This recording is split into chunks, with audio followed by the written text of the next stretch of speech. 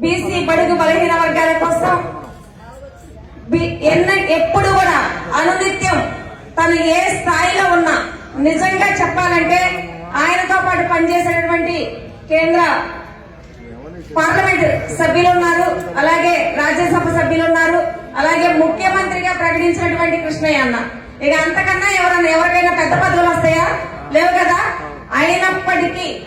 అయినప్పటికీ ఎన్ని పదవులు వచ్చినా చట్టసభల్లోకి వెళ్ళినా సరే అవసరం లేకపోయినా సరే ఆయనకి పదవులు కాదు ముఖ్యం, జాతి ప్రయోజనాలే ముఖ్యం.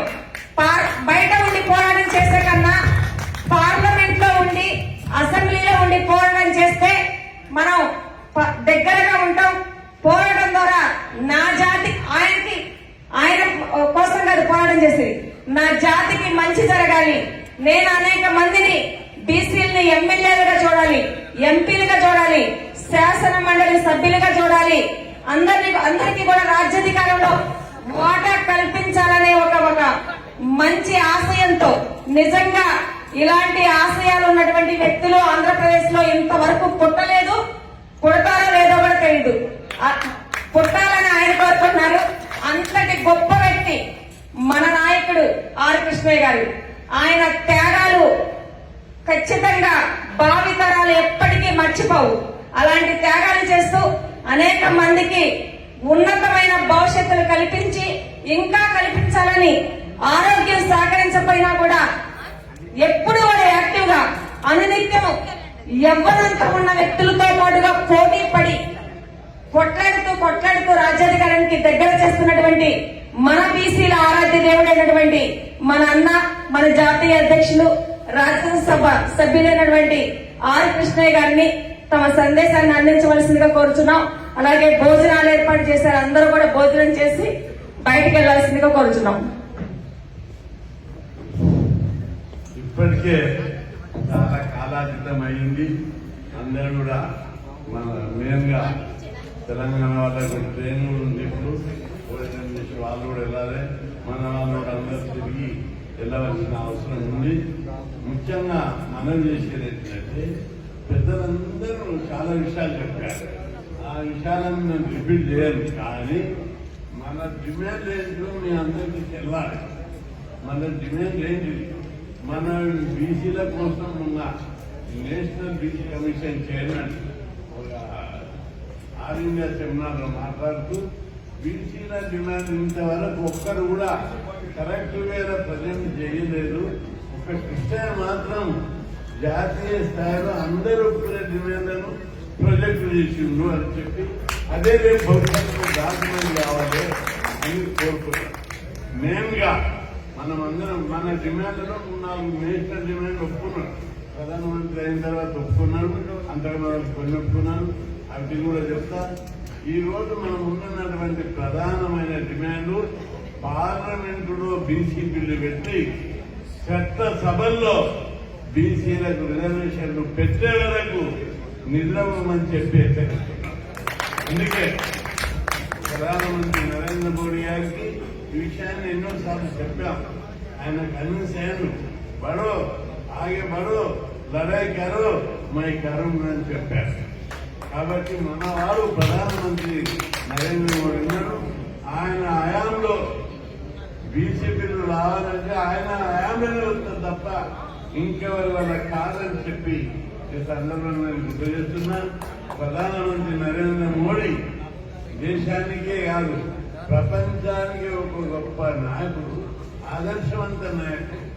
అవినీతిని నిర్మూలించాలని, పేదవానికి అధికారం ఇవ్వాలని, అదేవిధంగా అందరికీ డిసెంట్రలైజ్ చేయాలని చెప్పి అనేక రకాల దేశ చరిత్రనే తిప్పుతున్నటువంటి గొప్ప నాయకుడు నరేంద్ర మోడీ.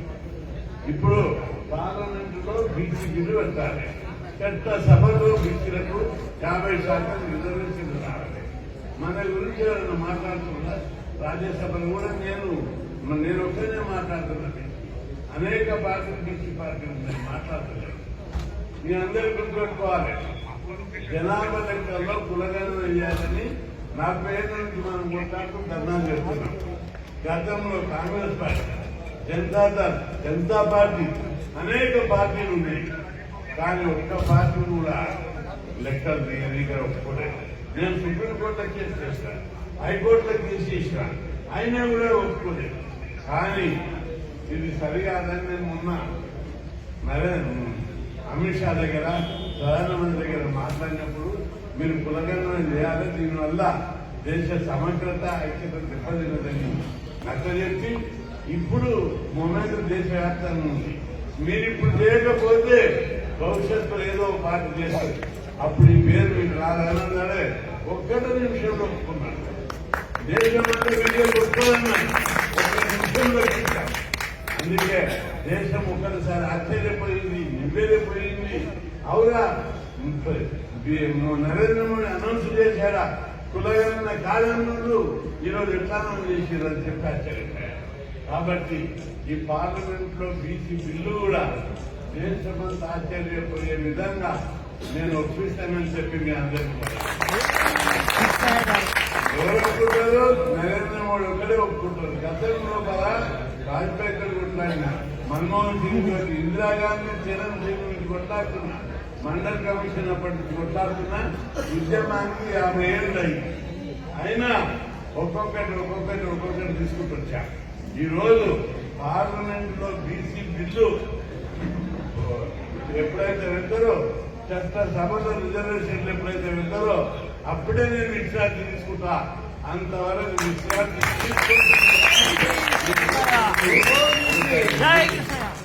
నా కళ అనేక మొదలు చదివేటప్పుడు హాస్టల్ పెట్టాలి, స్కాలర్షిప్ ఇవ్వాలి, ఫీజు రియంబర్స్మెంట్ ఇవ్వాలి, గురుకుల పాఠశాలలు పెట్టాలి అనుకుంటాను. అవన్నీ దేశంలో ఎక్కడ లేవు. మన ఒక్క రాష్ట్రంలో గురుకులాలు ఉన్నాయి, మన ఒక్క రాష్ట్రంలో ఫీజు రియంబర్స్మెంట్ ఉంది, మన ఒక్క రాష్ట్రంలో ప్రతి ఒక్కరికి స్కాలర్షిప్ వస్తుంది. మరి బీసీలు ముఖ్యమంత్రులు ఉన్న తమిళనాడు 50 ఏళ్ల నుంచి, కర్ణాటకలో 40 ఏళ్ల నుంచి బీసీలు ముఖ్యమంత్రి, ఉత్తరప్రదేశ్, బీహార్, మధ్యప్రదేశ్ 40-50 ఏళ్ల నుంచి ముఖ్యమంత్రులు. అక్కడ గురుకులాలు లేవు, ఫీజు రియంబర్స్మెంట్ లేవు, అందరికి స్కాలర్షిప్లు రావు. మన దాకా 6 హాస్టళ్లు లేవు. ఇవన్నీ మనం పోరాటం వల్ల చదువుకుంటేనే భవిష్యత్తు ఉంటుందని ఒక విజన్, ఒక దూరదృష్టి. పదవులు 10 మందికి వస్తాయి, పదవులు వచ్చిన కొట్లాడాలని లేదు, కొట్లాడాలని కుదరదు. అయితే అధికారం కావాలి, రాజ్యాధికారం ఉంటేనే కులాల గౌరవం పెడితే అది ఒక భాగం.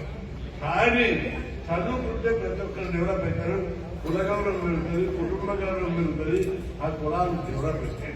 మన ఆయన మీటింగ్ లో చెప్తున్నారు, అందరికంటే అక్కడ కూడా వాళ్ళ మీటింగ్ పెట్టుకున్నప్పుడు మీరు వారిని తింటారు, ముఖ్యమంత్రిని తింటారు, ఈ కులపలు నోరు ఆరేసుకుంటారు. నోరు ఆరేసుకోకుండా నిశ్శబ్ద విప్లవకారులు చూస్తాయి. అంటే అక్కడ ఉన్న వాళ్ళందరూ ఎట్లా అని అడిగారంట. అదే కృష్ణయ్య మనం తింటలేదు కొట్టలేదు, కానీ మన పని అయితే వచ్చిండు. ఎట్లా వచ్చిండు? ప్రతి ఒక్కరు చదువుకున్నట్టు చేశాడు. చదువుకోవడం పోయి మనకు లేబర్ దొరకలేదు. మనకి ఈ రోజు తెలంగాణలో 20 ఏళ్ల కింద లేబర్ ఎవరుంది? పాలమూరు లేబర్, శ్రీకాకుళం లేబర్, ప్రకాశం జిల్లా labour, Medak labour, Rangareddy Vikarabad labour. ఇప్పుడు లేబర్ మన తెలంగాణలో కానీ రోడ్లు వేసేదే కానీ ఇండ్లు కట్టితే ఎవరు ఉన్నారా? లేరు. మీరు పోయి చూడండి ఎవరున్నారు labour? Chhattisgarh, Orissa, Bihar, Uttar Pradesh labour. State labour అసలు లేరు. మన ఇక్కడనే కాదు, ఆంధ్రప్రదేశ్ లో కూడా లేబరు ఎక్కడికి వస్తున్నారు? శ్రీకాకుళం కూడా పశ్చిమ బెంగాల్, ఒరిస్సా లేబర్ వస్తున్నారు. ఇది ఎట్లొచ్చింది సాధ్యమని వాళ్ళు చర్చ చేస్తే కృష్ణయ్య ఎక్కువ హాస్టల్ పెట్టించారు, గురుకులాలు పెట్టించారు, ప్రతి ఒక్కరికి స్కాలర్షిప్ ఇస్తున్నారు, అందరు చదువుకుంటున్నారు. కాబట్టి లేబర్ దొరకకుంటాయని చెప్తున్నారు. ఇది మన యొక్క పోరాటం. ప్రతి ఒక్కరు చదువుకోవాలి, ప్రతి ఒక్కరు పైకి రావాలి, ప్రతి ఒక్కరు ఉద్యోగం పొందాలి, ఉపాధి పొందాలి.